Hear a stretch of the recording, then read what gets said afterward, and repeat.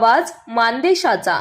दहिवडी जिल्हा परिषद आणि पंचायत समिती निवडणुकीचे बिगुल वाजताच मान तालुक्यातील आंधळी, बिदाल, कुकुडवाड, गोंदवले आणि मार्डी गटात राजकीय हालचालींना वेग आलाय।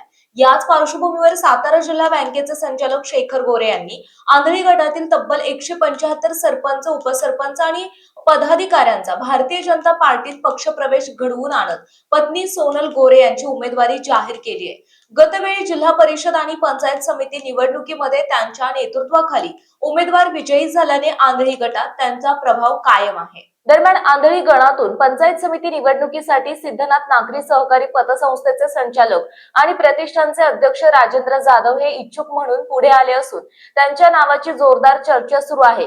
शेखर गोरे यांचे विश्वासू सहकारी म्हणून ओळख असलेल्या राजेंद्र जाधव यांचा तालुक्यात मोठा जनसंपर्क असून पिंगळी खुर्दसह आंधळी गणातील अनेक गावांमधील नागरिकांकडून त्यांना उमेदवारी मिळावी अशी अपेक्षा व्यक्त केली जात आहे। तालुक्याच्या राजकारणात नेहमीच केंद्रस्थानी राहिलेल्या आंधळी जिल्हा परिषद गटातून जयकुमार गोरे यांची राजकीय कारकीर्द सुरू झाली आहे।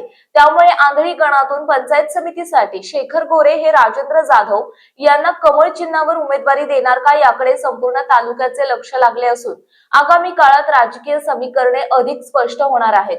मान चौफेर न्यूज संपादक बापूसाहेब मिसाळ, वरकुटे, मलवडी। आपल्या जिल्ह्यातील तालुक्यातील लेटेस्ट बातम्या पाहण्यासाठी आजच मान चौफेर न्यूज चॅनलला YouTube वर सबस्क्राइब करा आणि बेल आयकॉन प्रेस करा।